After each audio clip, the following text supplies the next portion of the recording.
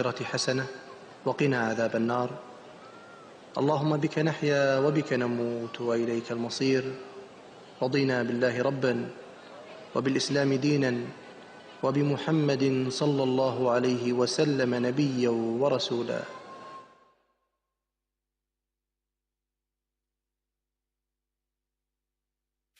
With you 24 hours a day, 365 days a year. This is Salaam Radio. Assalamu alaikum, good evening. Welcome to the Tech Factor, where we unravel the latest in technology with a dash of humour and insight. I'm your host, Akil Khalil, and I'm joined by three co-hosts this evening. I have to say, all of them look like they've been recently defragged and are using the latest patch in their antivirus system. So joining me this evening, I have on the red mic, Shamshad Bashir and Faisal Mahmood. And on the yellow mic, I have Joel Babb. And they're going to help me this evening delve into the intriguing world of technology. Now, before I crack on, Joel, how are you? Oh, very good. Yeah, very good to go. Good week? It's been a very good week, yeah. Excellent. Like to hear that. Good. Suitably recharged. Faisal, how are you? Yeah, great. Awesome week, as always. As always. No, it's busy this week. I reckon he's got that limitless pill. Anyway, we'll come back to that later. And Shamshad, how are you? All good, living the dream, mate. Okay, wow. I don't know what's going on in the red mic side of the room, but these two have clearly got that limitless pill. No, it's the mushroom pills. Oh, I'll tell you about them later. Wonderful. Okay, so let's get into it then. The first topic of the evening is technology discriminating against the elderly. Really important question. And you're probably wondering why, we've been asked to cover this as well. A lot of our guys have researched this as well. We are from a generation where technology has evolved rapidly. We've come from that generation of vinyls and cassettes and so on, and we've seen the creation of Blu-rays and phones and all kinds of software and apps and so on. But our parents and our grandparents and so on have also been living in this world with us, and quite rightly and understandably, in some cases, they've not been able to access the education or whatever it may be to help them to understand the digital world around them. And so we wanted to ask that question. Is technology discriminating against the elderly? Now, before we go really deep into this, just from a high level, guys, I know technology has made huge sways, massive improvements for humanity, but from just four blokes sat in this room, question for you, Joel: does tech discriminate? I think that has the potential to.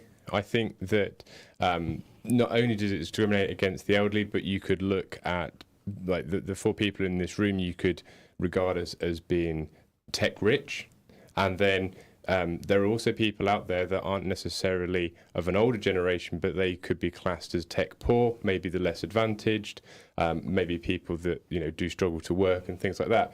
And there's a lot more society pressure being put on people to be, everyone assumes you've got access to the internet.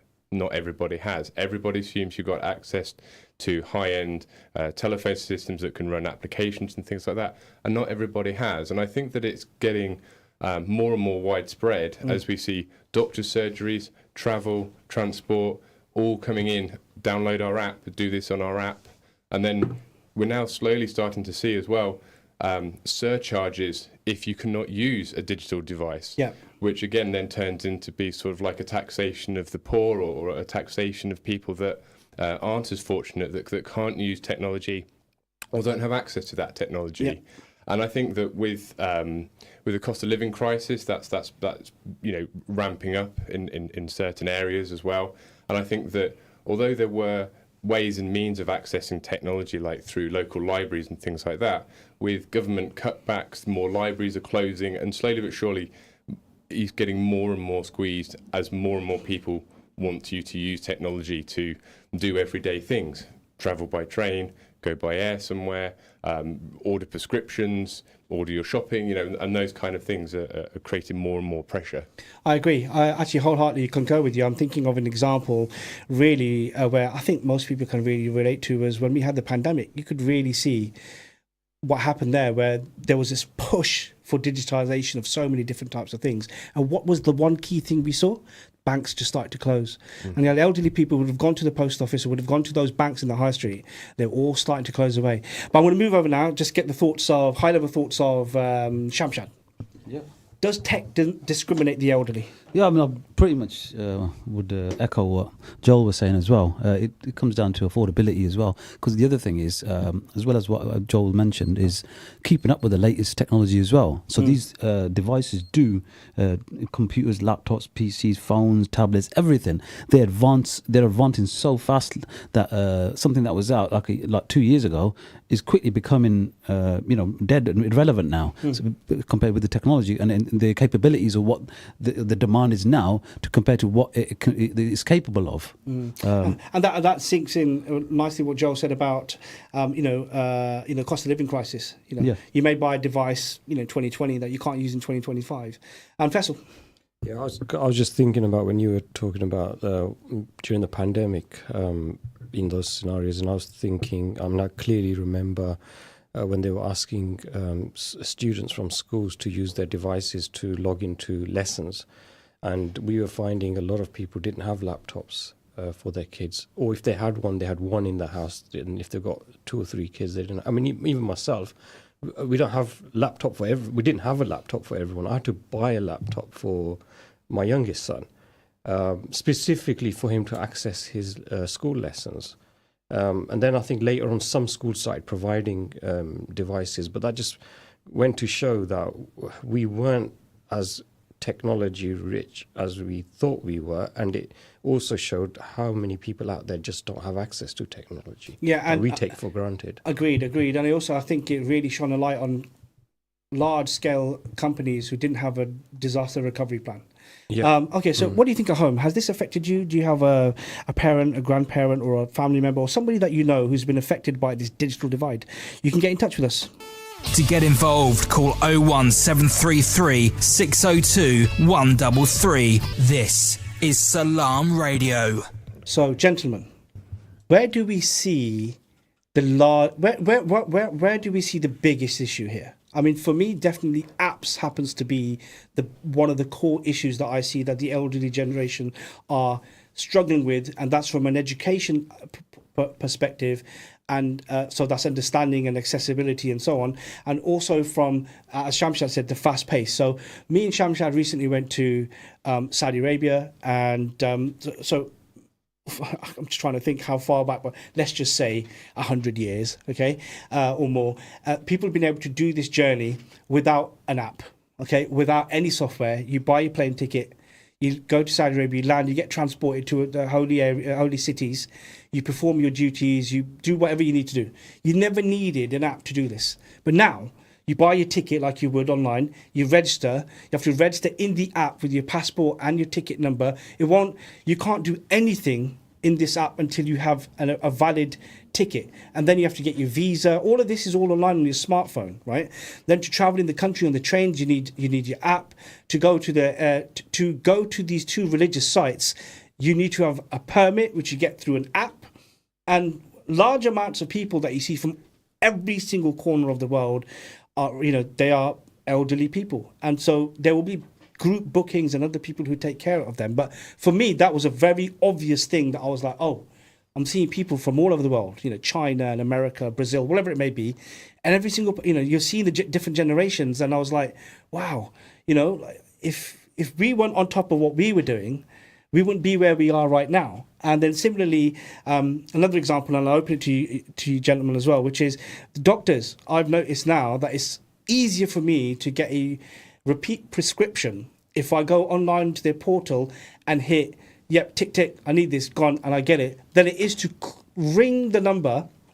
Right, I've got a screenshot of once when I called my doctor's surgery, I called him 136 times until I got through. Now, if you're an elderly person, right, you would struggle. You'd give up surely after a short period of time. But then if you don't have access to this thing, how are you supposed to do that? So for me, I can see this is quite obvious, that we're seeing this happening across the sector. What about you, Faisal? What kind of real world example can you give to me or to people listening right now? In terms of, for example, in healthcare you've mentioned, and I know in the NHS they're actually digitalizing virtually everything, but everything's becoming app based. So if you've got some sort of condition, there's an app where you can take those photos and then upload them. And as a patient, if you're not used to that technology, then there's got to be an alternative way. And like you see, the example you gave, it took you so long to get through to your GP. It's like that with any kind of technology. Like even if you go to the supermarket, if you want the quickest route, I wouldn't say always, but most cases probably the aisles where there's the self checkout. Do you know what I mean? Yeah. So if you want to order something online, the app makes it, whichever retailer you use, but the famous ones, it's so easy to order something online. But also the other thing is, I think we grew up in an era where technology was widespread, but it wasn't easy, if you know what I mean. So whereas now everything's easy, whereas with us, we grew up in a time where we had to kind of struggle and persevere with it. So we've kind of learnt to, if there's some, and if something doesn't work, we'll find a workaround or tinker around, and so you'll find a lot of people in our generation, they think like that. Whereas you'll find even with the younger generation, I mean, like for my example, I'm sometimes fixing stuff for my dad, and I'm also fixing stuff for the kids. Like a driver issue on a PC or something. Yeah. Most people think, what the hell, how am I going to fix that particular issue? Wow. What about you, Joel? A real life example of where you've seen this happen? Yeah, so there's several areas where I've had recent experience of this kind of struggle, and through legal services, they would put a request in, say, scan the document in and email it. Well, sometimes the older generation is struggling just to attach a file to an email. Never mind going through the process of having a scanner, scanning it in, and then sending it off. And again, with lots of doctor surgeries, it's telephone appointments only. But if you've got something to show them, they want you to, again, take a photograph of it, email it in, or upload it into an application of some sort. And again, those processes that people of our generation that have grown up with the tech, they seem quite easy things, quite low-ball things to do. But for some people out there, they're extremely complicated processes to go through to achieve something that used to be far easier. You either used to send it in the post, put it in an envelope, put a stamp on it, and it goes in the post. Yeah. Or you physically go to an appointment and show them what ailment you've got. But now it's photographs, it's attachments, the whole thing. It's just far more complicated. Yeah, I was just thinking about that. I won't name and shame the surgery, but the doctor surgery I'm with, the app was so complicated. I can't remember the exact task, and I remember I couldn't get through on the phone. The app I was struggling with the app. And I actually walked into the surgery and I said, look, this app is so difficult even for me to use. How is a person who's non-techie, how are they going to use this? And I think sometimes what happens is the apps are designed by, the app designers or tech people, but the actual end users aren't actually taken through that journey. So, and I find it sometimes with our work, with non-techie people, is that we actually go through the process with them. We actually watch them using the apps.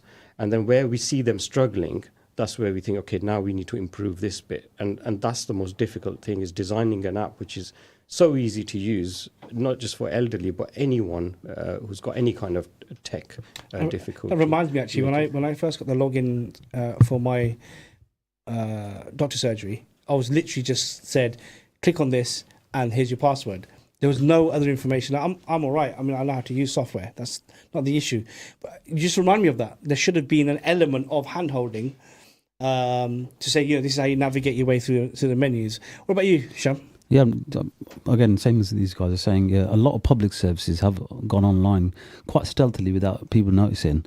And whenever you want something, they always point you to online. So for someone like ourselves, I think it's a good thing for us because it's so much easier for us. We just bang out the phone, go the app, bang, bang, bang, we're done. Yep. It saves time for us. So for us, it's a good thing. But like we're saying, for people that are not that savvy on this kind of thing, it's a different thing. So for example, one example I've got is an elderly person he's got memory problems and mobility issues. So for that person to access these services, all of it had to be done online and that kind of thing. Now, for that person who's got memory issues or who's got some kind of psychological issue, can't access them themselves. Yeah. So luckily, this person, with the example I'm using, has people that were there for him to be able to do that kind of thing for him.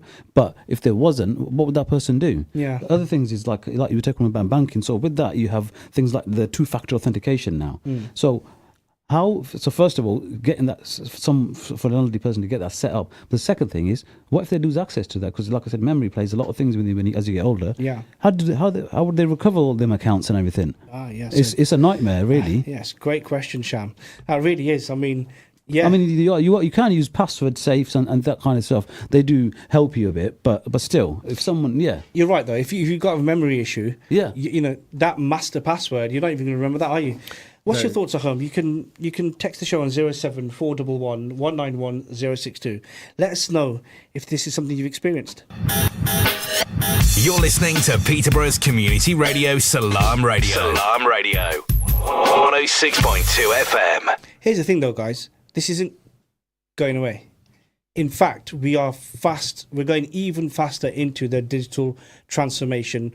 I know personally of organisations who are just working on huge, mammoth digital transformations across major companies in the world, and they are looking at the end user. So we are now looking at how a doctor in a hospital will be able to do all of their comms, X-rays, the whole lot through an app, right? And taking over what Sham said as well, you know, I'm thinking that the missing piece here has to be the education side of things. Whether that comes from the vendor, whether that comes from the organisation that has the app. So, for example, if it's a hospital or the doctor surgery, they need to handhold their patients and say, this is how it works. But I also do think as well, there needs to be some sort of provision in place for people who literally cannot do this. So if you, like you were saying about the memory issue and so on, there needs to be something, because there isn't. That conversation definitely isn't taking place that I'm privy to anyway.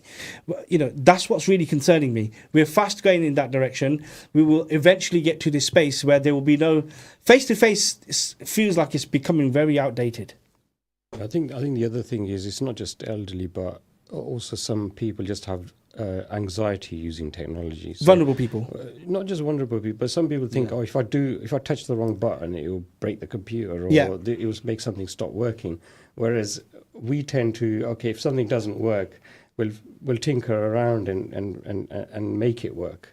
And I think it's just that it depends on the person's background. So maybe I met someone earlier on, and I'm sure he was in his probably late 60s, early 70s, and he was asking me what do I do, and I mentioned I'm involved in software development, and he said, I remember I was thinking about going into that, and they were teaching us Pascal in school, and I never got my head around it, and I just didn't go into it. And then I started doing this thing, what he's doing now.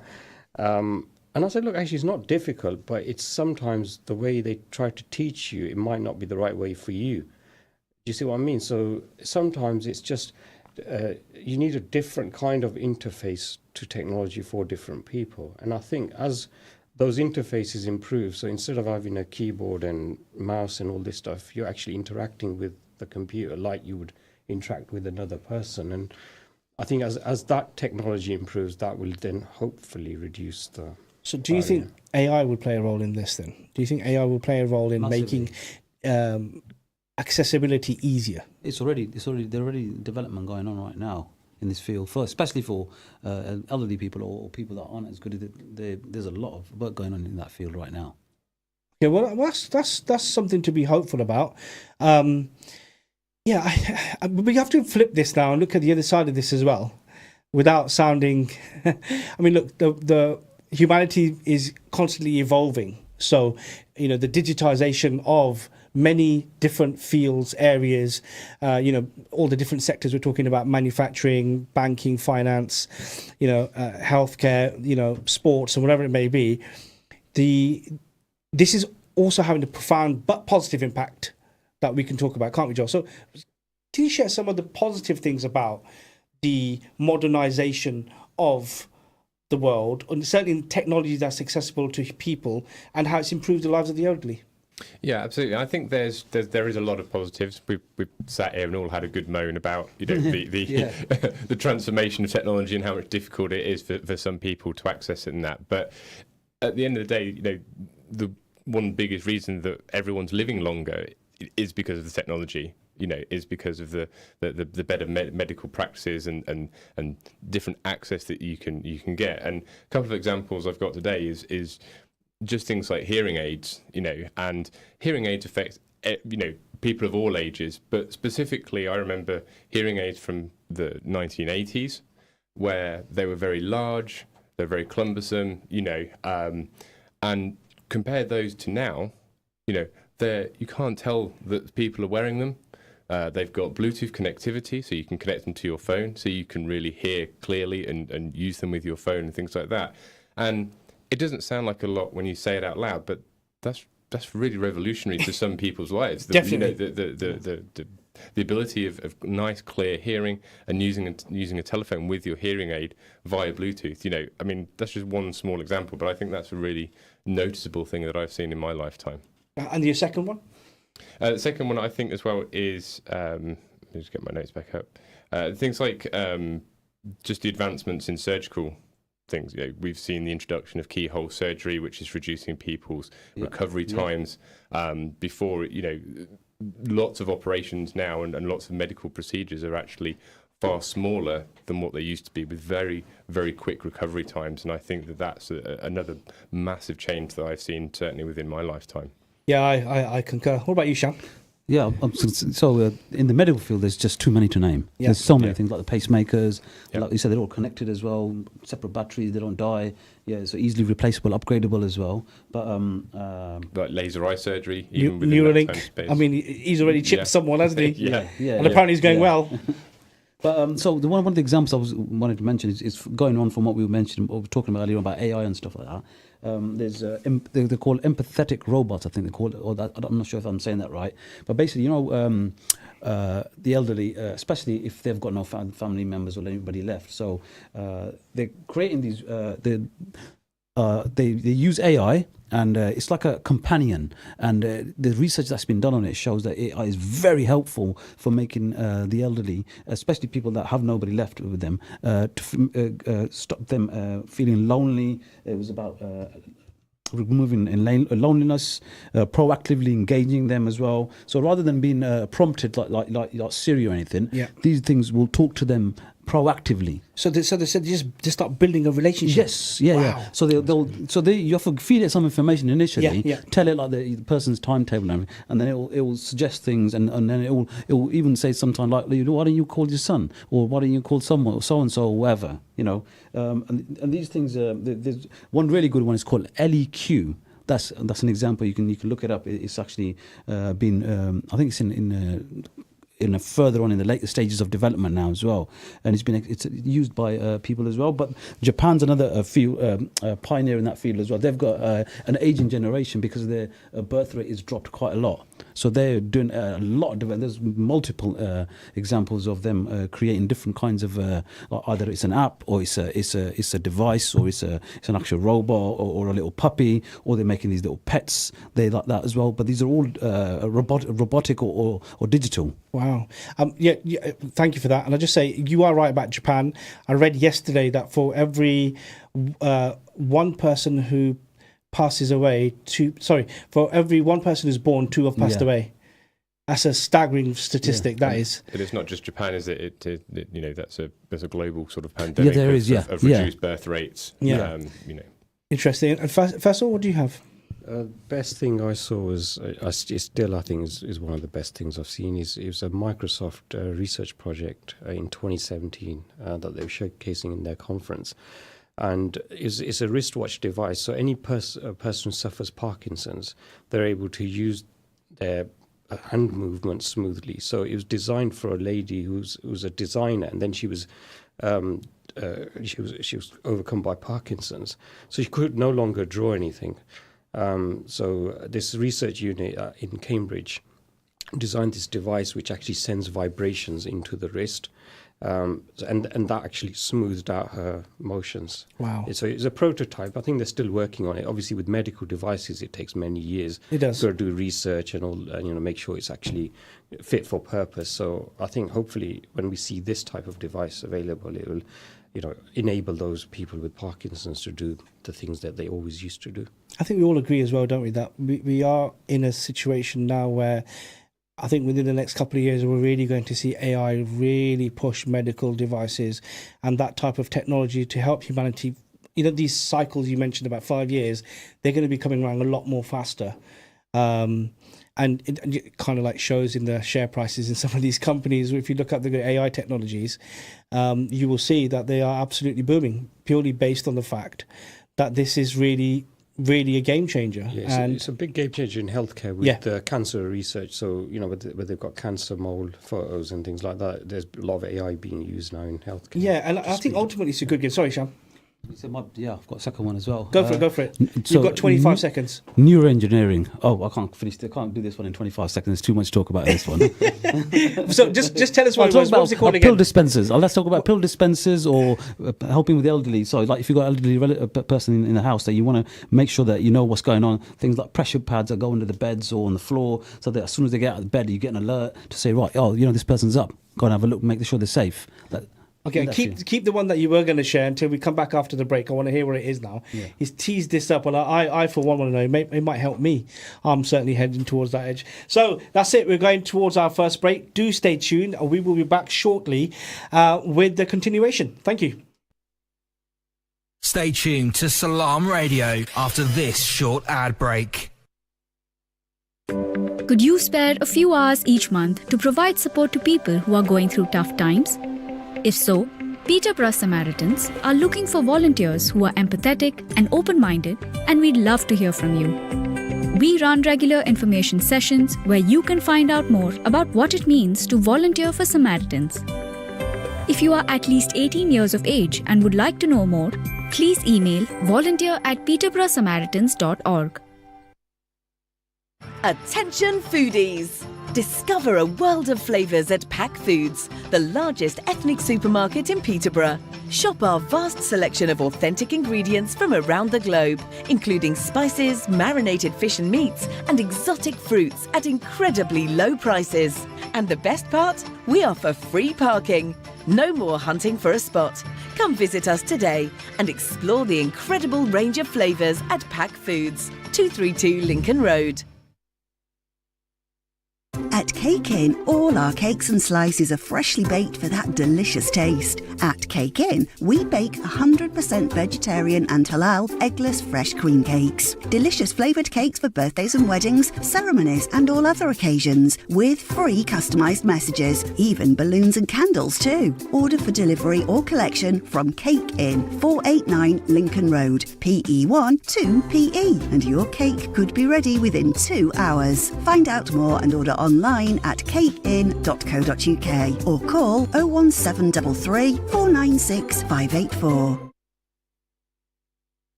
Satisfy your cravings at Ibrahimi Buffet Restaurant. Enjoy a tantalising variety of Chinese, Italian, Pakistani and comfort food favourites, from starters to desserts. Kids under 5 dine for free, so bring the whole family to our location at 63 Sycamore Avenue. Open every day from 5 p.m. till 10:30 p.m. Call us on 01733 313131 or book online to reserve your table. Ibrahimi-restaurant.co.uk. Every bite is a delight at Ibrahimi Buffet Restaurant. Fancy the true taste of Middle Eastern Kurdish food? Asia Restaurant gives you the unique fusion of flavours from Turkey, Iraq, Syria and Iran. Eat in at 5 Fitzwilliam Street, Peterborough, PE1 2RU. Or order through Just Eat, Uber Eats or order through our website, asiarestaurant.co.uk. Call us on 01733 562 530. Asia Restaurant, the true taste of the Middle East. Discover peace of mind with Islamic wills from W&P Legal and Mariam Khan. Expertly tailored to respect Islamic principles and UK law, ensuring your legacy is honoured. We offer tax-efficient wills, probate, lasting power of attorney and more. Trust us for a culturally sensitive estate plan. Your legacy, our priority. Call W&P Legal now on 01778 252 301.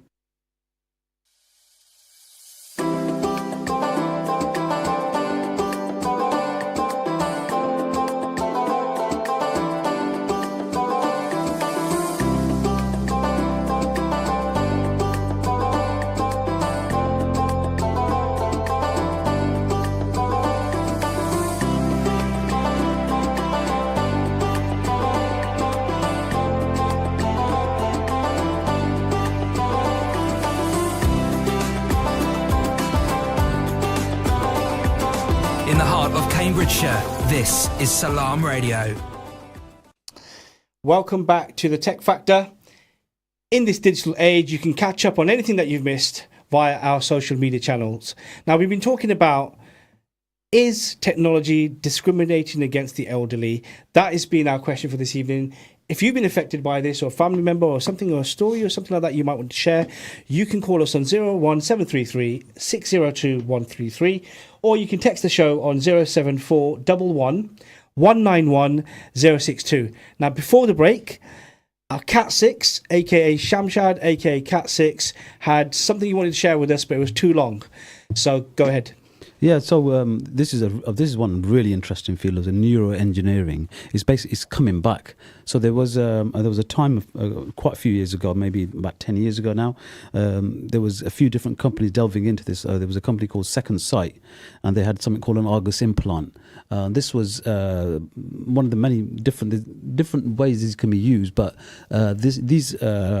Second Sight, their implant was for people that were blind, that went blind. And basically it would connect, the interface would connect to the part of your brain that deals with the signals from the back of your eye that's sent to your brain, and which then makes your brain show that image to you, so that what you're actually seeing right now. It's phenomenal. Yeah, so it would do it in pixels, and it was very primitive. Like it would be like a dot matrix, like with not many pixels as well, and it was black and white. That was about 10 years ago, but they went bankrupt. There was a lot of problems with it because it was very expensive, the development of it, and they went bankrupt, and then they basically didn't exist anymore. But the problem was the people that had these devices. Now, if you've got a device and there's something wrong with it, who do you go to if the company's no longer around? Or if you need a new battery or need a new part? You've suddenly lost your sight again that you've had for so long. Yeah. So, but Elon Musk is coming back in this field, and the company's called, I think it's called Neuralink. Yes, that's right. Yeah, and I've had a look at it, and oh my God, they've taken that same principle that I was talking about, but they've taken it to the next level now. It's had FDA approval now, and they're ready now for human testing. Yeah, and which they've got somebody already. Yeah, clinical trials now. Yeah, and they'll be implanting their microcomputers into actual human brains now, and which will then use cameras connected wirelessly, to a computer like your phone. So this is where they've mitigated some of these problems where parts and upgrading and stuff. So it would be your phone would be the device you would connect to the implant, and then that stimulates the device at the back of your brain. So it's and I've seen the image that the person would actually see is not like our vision, but it's still someone that's got no vision. They will be able to make out what's in front of them. Yeah, so they be able, if there's a big building in front, they know that's a big building, and it's still like in pixels, but I think it tripled the amount of pixels. It's tripled now to what it was like with Argus and their implant. And I think don't quote me on this. I can't remember. I think there was maybe a bit of color in there as well now. Wow, Joel. Yeah. Would you get implanted? I was just thinking about what the future might hold, and we're talking about sort of our parents and their parents, and are they lost in this technological sort of soup that we're sort of living in at the moment? But the four guys in this room here do we think that we're going to get to a point in 20 years' time, 30 years' time, where we look at technology and go, "Oh my God, I'm not sure if this is for me. Is it for me to, No, you're right. have a robotic arm, a robotic leg, something plugged into my brain." Good question. Good point to make. I think we're one of the lucky generations that we grew up with technology. So remember, we come from when we were young. There was hardly internet, wasn't there? Remember, there was no internet. There was none of that. There was hardly no mobile phones, nothing. Yeah. If you wanted to go see someone, you'd have to go and knock on their door. Yes, that's that kind of thing. Yeah. So in that sense, it's evolved with us. Yes. So I think that's what's made it easy. So nothing's coming to it as a shock to us. As we've grown and matured, so as the technology in the world is matured with us. I agree. In that sense. So we're lucky in that generation, but maybe different generations, 100%, yeah. Oh, let me change the question then. Are we the technology that we're seeing now? Yeah. Is this our future? Like you said, are we going to have that robo arm, that robo leg, that robo foot? Are we going to have the chip V2? Are we? Do you know what I mean? Like, there's already. So I'm talking about these implants. Yeah, I've already seen people with limbs, artificial limbs, and they work. There's a bit of AI in it, but a lot of it's. So this is where research and these computing and technology comes into play as well.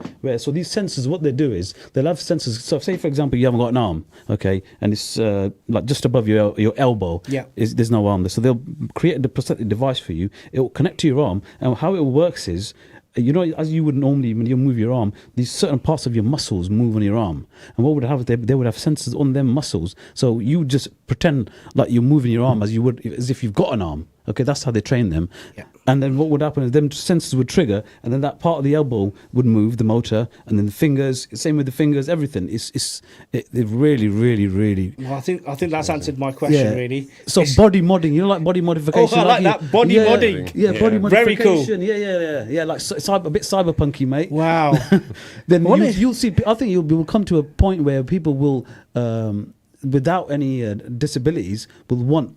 And enhancements to themselves. Are we saying that there's going to be a body modding app store where you go and choose, I want X, Y, like Sham's saying? Yeah. I want 15 fingers. Or, what are you going to do with 15 fingers? I normally have 15 fingers of fish. I think we're already cyborgs.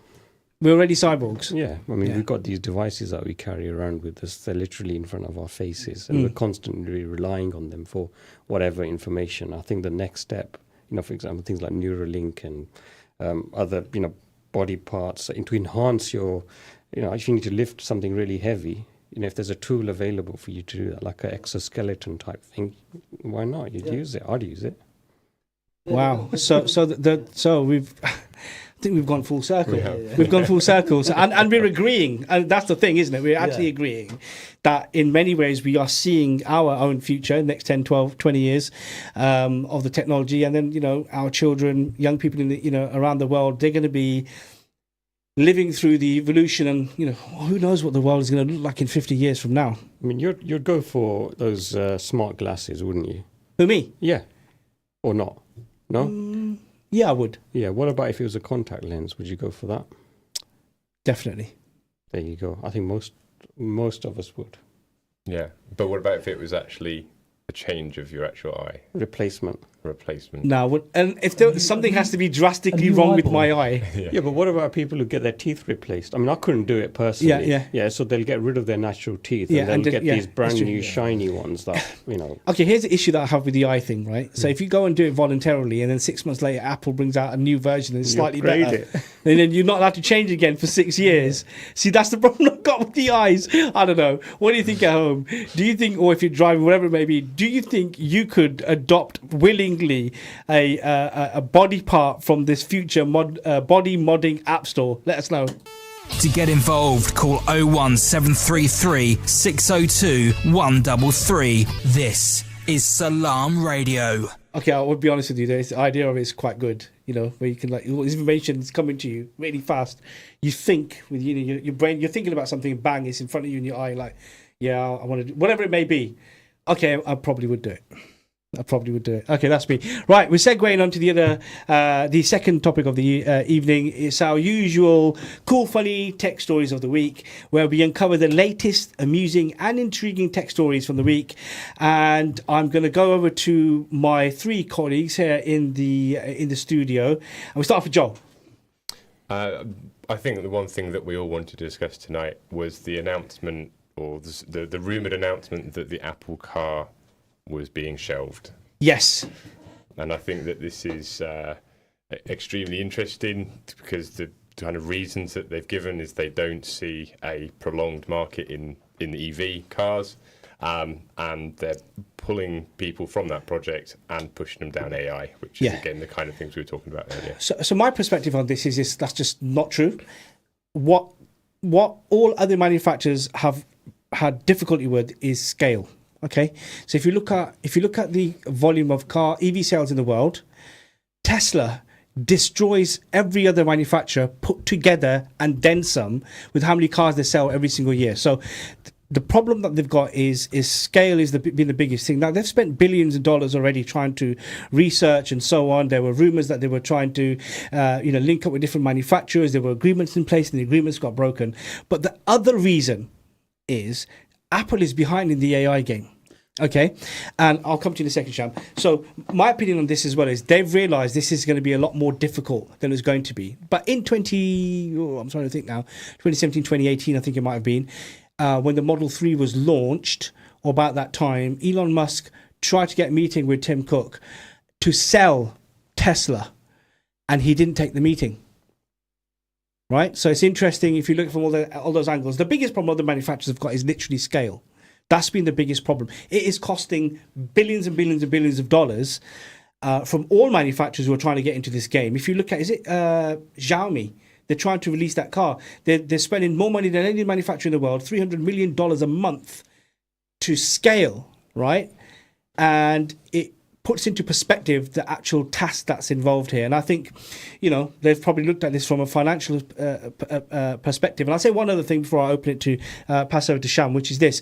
Even if Apple are basically saying, even if they were selling a car at $100,000 each, they're still not going to make money. So it ultimately comes down to numbers. And for me, it's AI. I think it just shows you how much of an awesome job other manufacturers have managed to do. Over to you, mate. Sham? Yeah, I think there's a couple of ways to look at this as well. So first of all, Apple's renowned to be last in the game for anything, really. Yeah. Because they like to come in late. Once they've seen everybody do, they make their mistakes and they come in with the best version of that product that can be made. So there's one side of it. So maybe that's another reason why they've seen something, they've heard something, and they're thinking, right now is probably not the best time to get into the EV game. Maybe it's to do with battery power or range, or I don't know, it could be one of 100 things. Like you said, AI or auto driving or whatever. Or maybe there is something in what they're saying, that there's not a future in EV, because look at Toyota.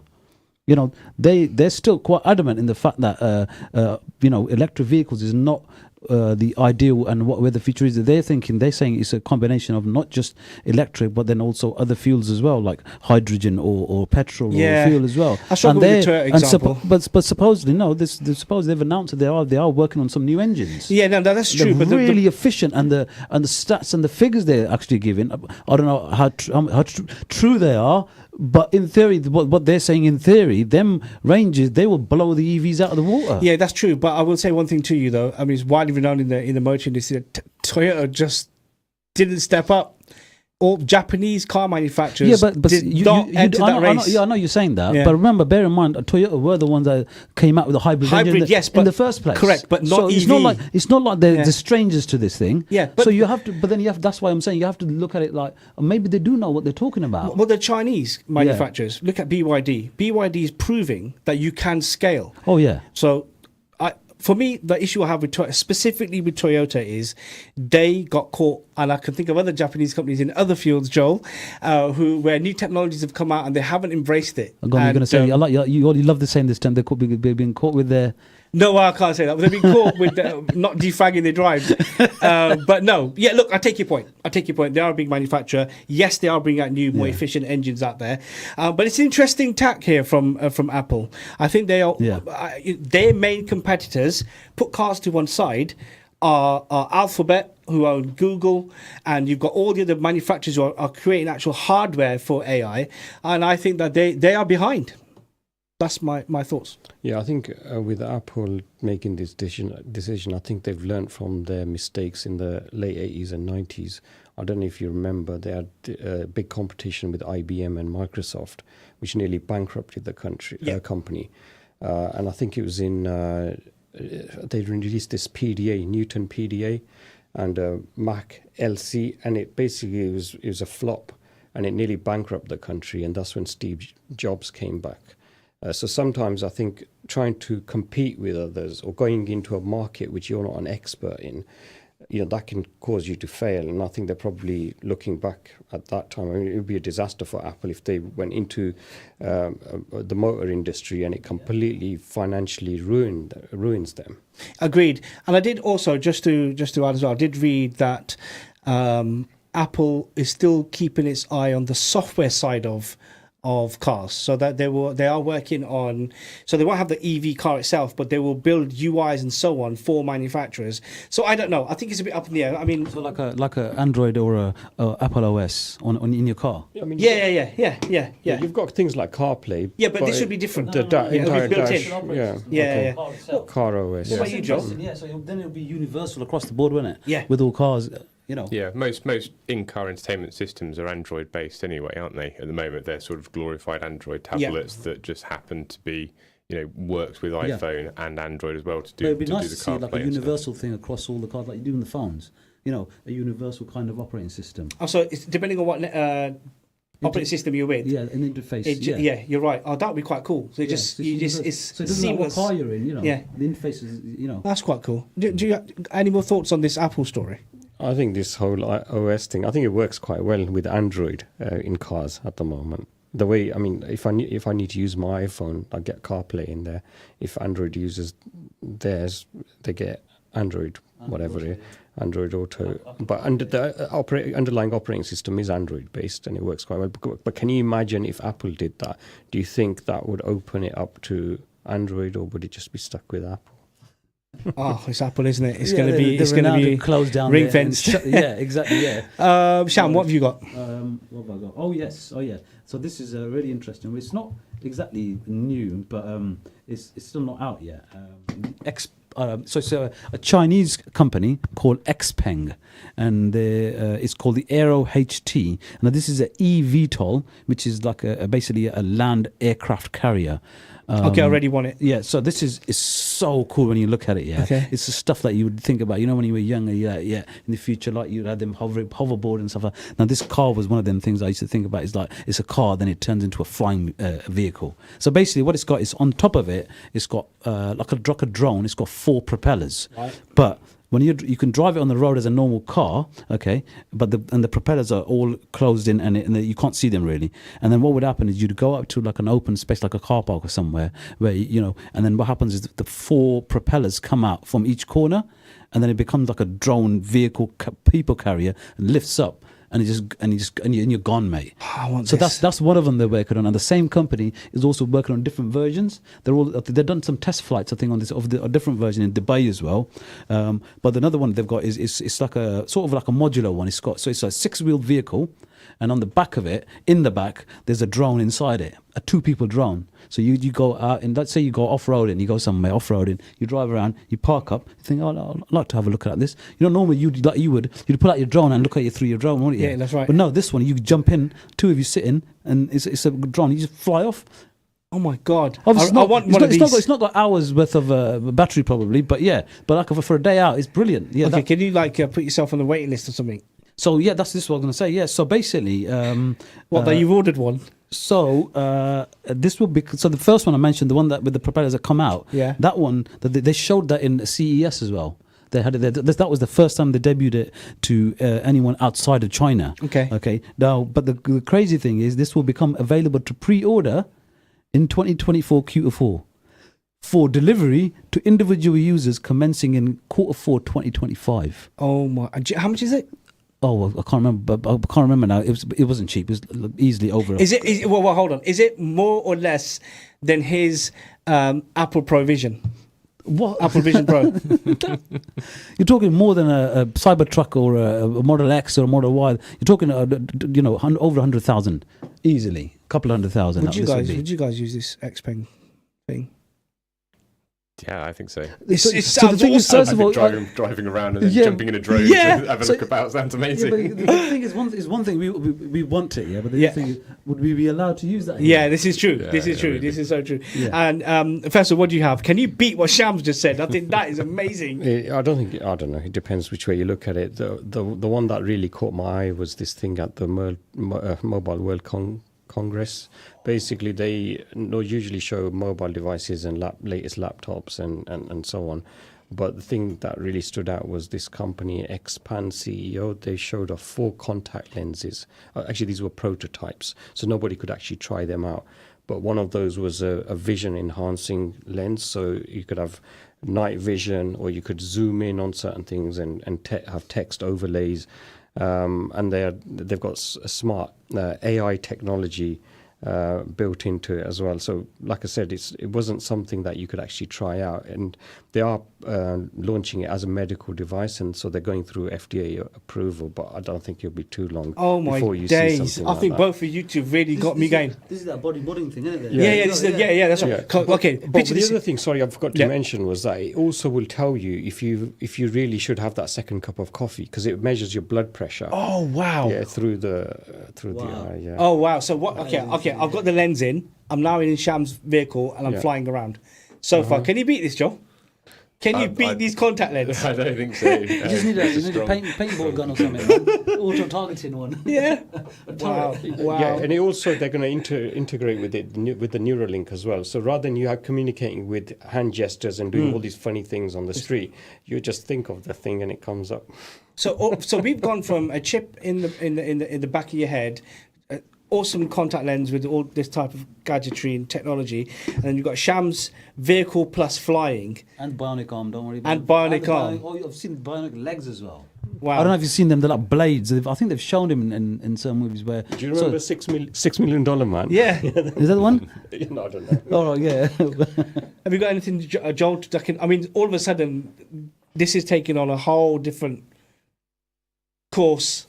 It is, yeah. I haven't got another medical story, but one thing that I did see this week was to do with, I think it was Samsung. They've released a new transparent display. Oh yeah, a micro LED transparent display, and I think that looks just really cool. Yeah, I agree. That does look phenomenal. Yeah, it does. Absolutely. Yeah, we talked about that a few weeks. Not Samsung, but there was an LG. Yes, that's right. Yeah, one. Yeah, that's right. So it looks like a lot of manufacturers are coming up. They are. This, And, I don't know if you're talking about the same. Well, obviously, it's not the same manufacturer as a Chinese manufacturer, and it's a laptop. And the screen, it's what's the word I'm looking for? You put it down, it's a normal screen. It's only visible when it goes up. And I was looking at it, thinking, oh my god, that's really cool from all types of angles, with privacy and whatever it may be. When you bring it down, it's clear. As soon as you put it back up, you see the full screen. And I was like, okay, that looks really, really cool. You are right. This is what's... What is it? Transparent? You're saying? Is that what it it's is? transparent. From the all right. Yeah. But that okay. So to me, that sounds gimmicky, man. Because at the end of the day, in real world use, so businesses is different. Okay, so like you got that glass screen there behind you. Yeah. Imagine there's information in there as well. All right, fair enough. Yeah. But for me and you at home, on our laptop, that when we're watching that, why would we want it to be transparent? No, I don't want no one to see. I don't want no one to see me ordering that arm. No, the privacy is all right, but the transparency really. It's not just. No. It's only transparent when it's down. Yeah. When it's up, it's normal screen. No, I think I'm talking more about what Joel was talking about. These. It's not just laptop screen though. If you then scale that up. To be a television, and you put that on your wall. When you turn that television off at the moment, it's just a big black square, isn't it? Yes, that's right. They're not attractive. Yeah. But if that screen can disappear, and then when you turn it on, that screen comes back. That's so cool. So that would be pretty cool, because then you'd have I suppose, yeah. So you could put like a painting or something behind it, and then that shows up then. Yeah, absolutely. Yeah. Or you have in the middle of the room somewhere. Yeah. Rather than on the wall, you have in the middle of the room, and then it's transparent. You can see right through to the other side of the room as well. Yeah, you got it. Yeah. Until I walk into it. When you walk into it. Yeah, I was going to say until I walk into it. Oh, I didn't see that. Bang, and it's broken, and he's like, oh, you need to pay for that now. In the real world use, again, we touched on this last week as well, is car windscreens. there. That's where I'd really like that kind of technology. Oh, that would be really cool, actually. So obviously, so the screen's see-through, and I think I've seen what you're talking about, Joel. Is even though there's an image on there, it doesn't all become it doesn't block what's behind it, all of it. So if there's, say, a person walking, you can have it so you only see the person walking, and the rest of the screen is still transparent. So that's, like I said, that could work on a windscreen or even in your glasses. Wow. Yeah. So what's it called? There's that Extra, the Chinese guys. They've recently showed theirs as well. It's similar to the Apple. What do they call it? Vision Pro. Yeah. Similar to that, but this is more like aesthetically, looks like the Meta. Mm-hmm. So it's a pair of glasses, but you got your glasses and you got another lens inside of it. So it's more like a screen inside it. So you could be walking around and stuff comes up on in front of you. Wow. I've got a minute. Has anyone got something? Another story you can give me in 30 seconds? I've got. Give me something. Okay, the only other one that I've got left, which I thought was interesting, was, do you remember that robot that they created, and it was giving quite human-like responses a couple of years ago? No, not that scary one. Where she's going to take over the world and basically enslave humanity. Yeah. That was the answer. So what do you see? That's what he said. Yeah. But this thing, the new version, looks like a robot from iRobot. I mean, from appearance. Yeah. And it's even more realistic in terms of the gestures it makes. Like, for example, eye contact and blinking and hand movements. So I think we're getting to a stage where robotic devices are more human, or not cyborgs. Would you have a cyborg in your house? I've got to be quick. I'm running out of time. Yes or no, Joel? Yes. Faisal? I believe we're already cyborgs ourselves. But would you have a robot in your house? Yes or no? Yes. Sham, would you have a robot in your house? No. So you wouldn't. Okay. All right. Thank you very much for that, gentlemen. Really appreciate your insights this evening. And I hope you enjoyed it as well. We were talking about the potential discrimination against the elderly for technology. And then we 360'd it and realised that we're heading in that direction ourselves. And there's probably going to be a body modding app store in the future. But I hope you enjoyed the show. Do tune in again next week when we'll be back for another episode of The Tech Factor. But in the meantime, have a wonderful and great weekend. Stay tuned to Salaam Radio after this short ad break.